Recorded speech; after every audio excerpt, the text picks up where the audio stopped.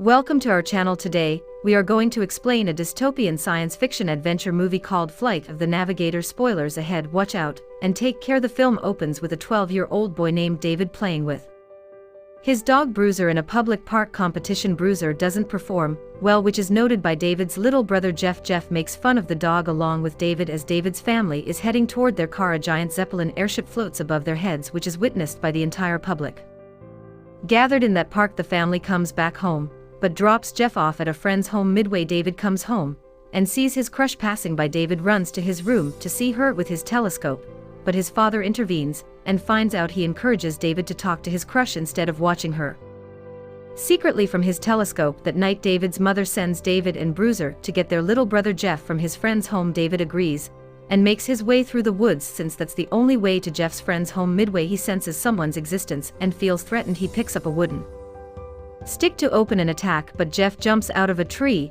and scares him. Jeff runs back home, but Bruiser breaks his leash and barks at a dead end. Data goes to get Bruiser back and leans forward to see what Bruiser is barking at. While taking a hard look, he falls into a ravine and faints. He wakes up at the exact moment and rushes home. Upon knocking on the door, he is greeted by a really old woman who is certainly not his mother. He starts panicking and asks for his parents. David forcefully lets himself in and starts looking at every corner for his family. The old woman's husband comes out of the room, which puzzles David even more. He keeps asking for his parents' whereabouts, which leads the old man to call the cops on him. Subsequently, David is seen in a police department where the cops are shocked to find out old files that reveal David is the same boy that was reported missing 8 years ago. They don't buy it at first, but they run the information in their computer several times, but they come out the same. They take out the couple's address that reported David missing and take David to that address, hoping that they find his parents. On their way, they ask David what year it is, and David replies with 1978. This has the cops puzzled since the year is 1986. However, they reach the address. The main officer tries to break the news to the parents gradually, but David jumps out of the car and runs to greet his parents. The parents are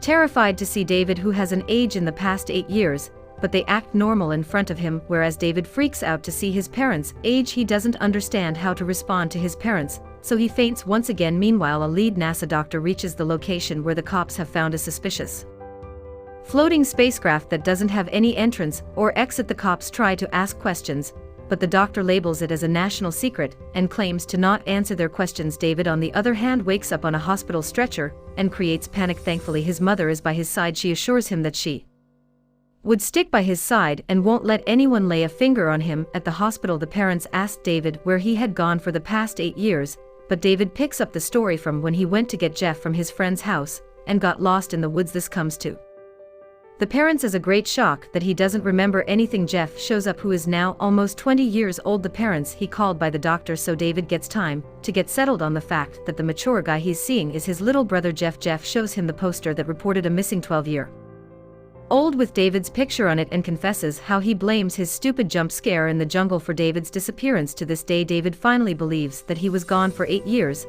and that everyone has aged but himself, though he still has a lot of queries. The parents finally show up and announce that the doctors want to admit David to the hospital for a couple of days to run a few tests because they are just as confused as everyone else. David cries and wants to go home, but his mother assures him that they will stick by his side in the hospital and will not ever let him out of their sight. The next day, NASA successfully gets the authority of the mysterious space cloud and takes it back to its research base with police cars escorting them. As they take the cloud inside their research area, David gets some unexplainable visions and wakes up saying someone is calling him. David is then put to a weird test by the doctors where his brain directly gets linked with the machines and gives him in a holographic image of the same cloud that was just found by NASA last night. The doctors take out a print of the cloud and send it to NASA. The lead doctor, who was running this case, immediately shows up at the hospital and convinces the family to take David under their custody, where they will find answers to what has happened with David. The family doesn't want David to go, but David agrees since the doctor assures him that he will keep him under their observation for 2 days only. As the doctor and David enter the research camp, David hears some voices that the doctor cannot. Anyhow, David is relaxed to see his new room, which is decorated with all his favorite toys and a remote controllable TV. After the doctor leaves, David gets confused to see new content on TV. The lunch lady named Carolyn, a Raj with a robot named Ralph that is designed to deliver food and do small Chores around Carolyn and David become close in their first conversation. The next day David gets to call his parents to let them know he's doing fine. Unfortunately, he isn't allowed to talk to his family alone. The doctor also hears the entire conversation from another line and assures the family that David is doing just fine. Currently an entire team of doctors and internees set up a brain scanning session. David's brain talks directly to the doctor's computers. They become shocked because the language David's brain speaks is too advanced for their computers to understand. Meanwhile, David is conscious but is unable to answer where he disappeared. The brain projects that he was on another planet. His brain makes its own research through the star charts and shows an image of the planet, which is 560 light years away from Earth. When the doctor asks how much time it took him to reach there, the brain responds 2.2 solar hours. Here the doctor figures out that David traveled beyond the speed of light, and it only took him 4.4 hours to travel to another planet and come back to Earth. But here on Earth 8 years have passed by. David becomes scared and runs back to his room where Carolyn breaks the news that NASA is planning to hold him with them for the entire week. David feels suffocated and yells at the two-way mirror that they have placed in his room for observation purposes. However, the boy knows it's not going to work out, so he whispers to Carolyn for help. He asked her to track his parents and get them involved, hoping his parents will get out of there. That same night he wakes up to a voice seeking his help in another language, but David strangely responds to it as if he can understand. Suddenly Ralph, the food delivery machine, comes and takes David out, and none of the security people suspect anything since David is inside the machine. The machine directly takes him to the floating ship and allows David to enter the ship through a secret entrance. The security people are beyond shocked to see the ship open up like that, so they alert the entire camp. Everyone, including the doctor who's working on David's case, reaches there. They try to get David out, but the ship works on David's commands and locks itself up. A voice speaks to David and calls him the Navigator. It also claims that it wants David's help to fulfill its mission since all of its secret star chart information is inside his head. The voice asks for instructions, but Data claims to be just a kid and yells at the voice to take it away. The ship escapes the base and takes David to space. David yells at it and asks the voice to take him back to the planet, but 20 miles away from the NASA people. The voice claims that it lost its navigation back in 1978 when it came to drop David, and now can only work with what's in David's head at a far distance from the people. David asked the ship to let him out to pee. There it reveals that it picked David as a study subject. The machine is from the planet Phelan, and it was assigned a task to gather a sample of light from every planet possible so that they can study. While studying David's kind, the machine found out that humans only use 10 of their minds, so it decided to store all of its star chart information, which helped it navigate through stars and galaxies inside David's head. Now it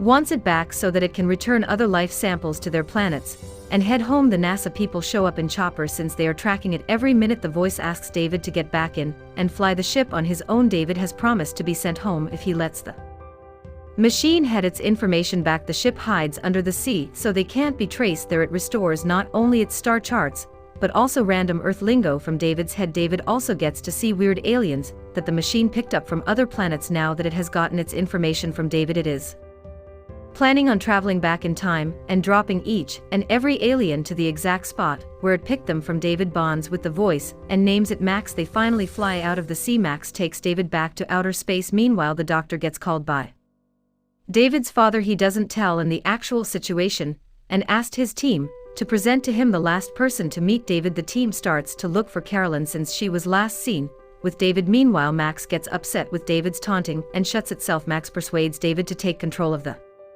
ship and fly on his own. The ship starts falling toward the Earth at a lightning fast speed, which is monitored by the NASA people. Finally, David gets hold of the ship and saves the ship from crashing. The NASA people also get relieved to witness the movements on their monitor. Now David is all set to navigate his way home. In the meantime, the feds report to NASA that they found Carolyn inside David's parents' home southwest. They crash the place and also take Carolyn back to the base. As they ask questions from Carolyn, David is seen having trouble remembering his home. He flies over different countries but couldn't navigate his own hometown. He tries asking for direct from some people, but they are scared away because of the ship. He finally lands near a phone booth and gets some change from a man to call it home. Jeff luckily answers the phone call, but the mother protects him from the feds that have crashed their place and doesn't let them find out. David asks Jeff for a signal at night since he can't trace his home. Jeff understands and hangs up on him. He gets his hands on the fireworks that they were going to pop on the night when David went missing. He takes them to the rooftop and fires Them David, who is flying over his town, finally gets the signals and makes his way there. Sadly, he sees the NASA people that have arrived before him with maximum security in fire trucks. He steps foot on the ground and everyone starts treating him like an alien. The doctor thinks he might be contagious, so he asks everyone to stay back. David is heartbroken and gets back inside the ship. After saying "I love you" to his parents, he requests Max to take him back to 1978. Because nothing makes sense. Every one of his age is older, whereas he is still a kid. The NASA people will also not stop experimenting and exploiting him after this event. Besides, he doesn't find his family, his real family. Max warns that he could be vaporized if he tries to take him to the past, but David is willing to risk his life. After going through a complex time travel, David is left in the exact ravine where he fell off and heads back to drop other aliens back to their planets. David thanks the Lord and gets back home, where his parents are waiting for him in their boat. He unites with his family and leaves for a boating vacation. Subscribe to see more videos like this. Turn on